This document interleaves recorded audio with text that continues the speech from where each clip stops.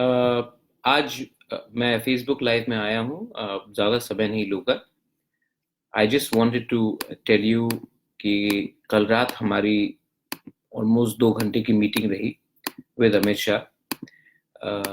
उस मीटिंग में Patal Kanya from Tripura people's front, Vijay Rankhal ji, Jagdish Dev Varma from INPT, Tripura students federation से Sunil Dev Varma, Vishwajit Kaloy, Anthony Dev Varma joint action committee से, त्रिपुरा इंडिजिनस लॉयर्स एसोसिएशन से अरूप देव वर्मा, उसके बाद हमारे त्रिपुरा लैंड स्टेट पार्टी से चित्तू बाबू, क्षत्रिय समाज से Sachin Dev Varma, professor Sunil Kolai from NGO Kolmundra, Anant Dev Varma, Dinesh Dev Varma, TIPCC से रंजीत, सब थे। और मीटिंग बहुत अच्छा रहा, अच्छे एटमॉस्फेयर में रहा। और मैं दो चीज के बारे में बात करना चाहता हूँ। First, citizenship amendment bill. Meeting में तिपरासा कम्युनिटी ने एक आवाज में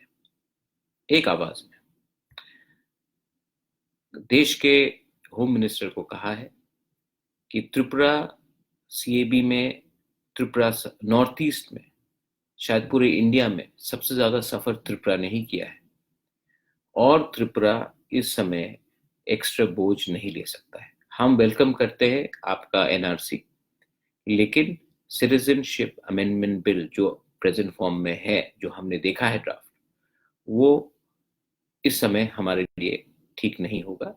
आप ये बिल को त्रिपुरा में लागू मत कीजिए, और हमारा जो दिल में एक चोट है वो आप समझिए।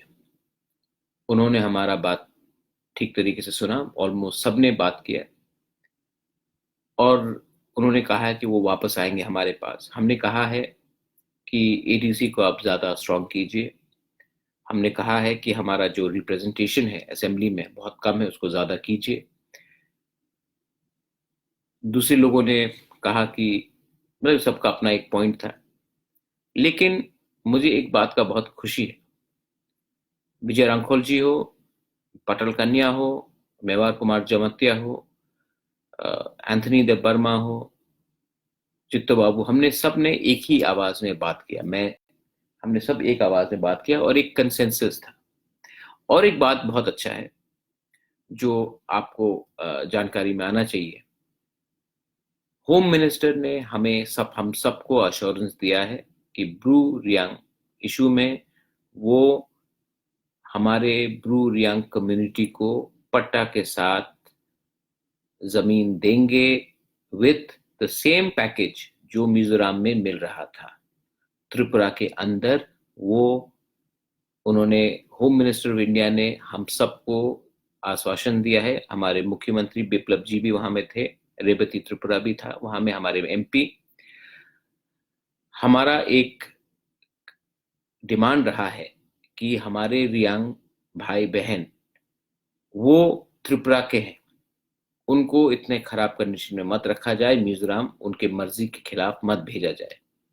तो होम मिनिस्टर ने अश्योर किया है हम सबको कि ये इशू जो रियांग ब्रू का है, उनको सेम पैकेज जो मिजोरम में मिल रहा था वो अब त्रिपुरा में दिया जाएगा। जमीन दिया जाएगा, राशन दिया जाएगा, और त्रिपुरा में उनको रहने का पूरा प्रावधान किया जाएगा। रहा बात, हमने और एक बात उठाया था बाउंड्री का। आप देखेंगे कि त्रिपुरा का बाउंड्री 2-3 जगह में, गंडाछरा एरिया में, और उसके बाद सोनामुरा उस एरिया में, मोहनपुर एरिया में अभी भी खुला है। तो होम मिनिस्टर ने हमें गारंटी देके कहा है कि ये बाउंड्री सील किया जाएगा। रहा बात सिटीजनशिप अमेंडमेंट बिल का, मैं फिर से आपको कह रहा हूं कि मैंने कहा है कि अगर आपने ये बिल पास किया, हमारा विचार, हमारा सोच नहीं सुन के, तो हम प्रोटेस्ट करेंगे, डेमोक्रेटिकली प्रोटेस्ट करेंगे, शांति से प्रोटेस्ट करेंगे। लेकिन अगर जरूरी पड़ा, अगर आपने ये बिल पास किया, तो मैंने उनको ये भी कहा है कि मैं आपको सुप्रीम कोर्ट में ले जाऊंगा। हम सब ले जाएंगे, क्योंकि पहले आपको हमारे बारे सोचना चाहिए। एक बात मुझे मानना पड़ेगा कि उन्होंने अच्छे तरीके से हमारा बात सुना और उन्होंने कहा कि वो फिर से बात करके हमारे पास आएंगे। I welcome that. सब लोग, सब इंडिजिनस पार्टीज थे वहां में, ऑर्गेनाइजेशंस थे। मुझे आश्चर्य है कि कांग्रेस और सीपीएम नहीं आए।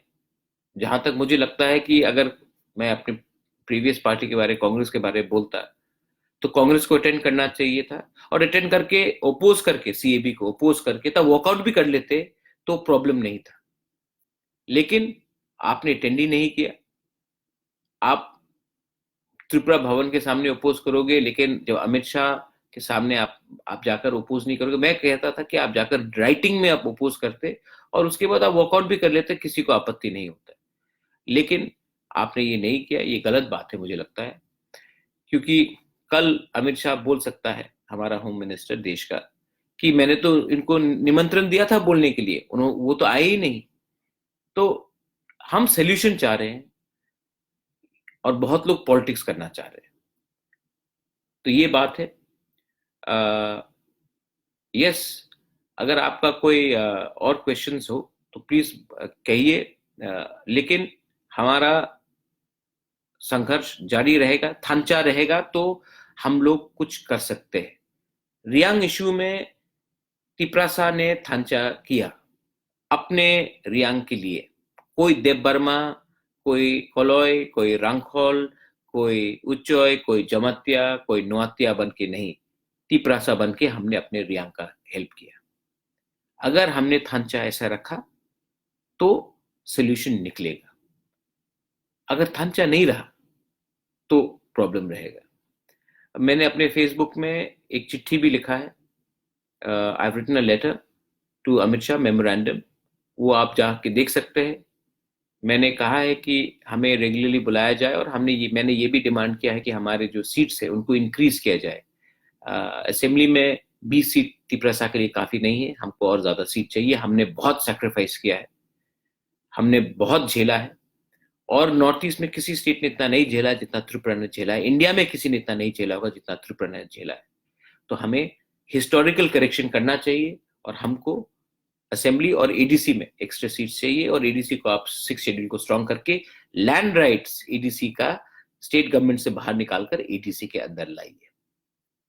ये हमारा पूरा पॉइंट है। अब इससे ज्यादा मैं और कुछ नहीं बोलूंगा। मैं सोल्यूशन चाहता हूं, नेक्स्ट जनरेशन के बारे सोचना चाहता हूं।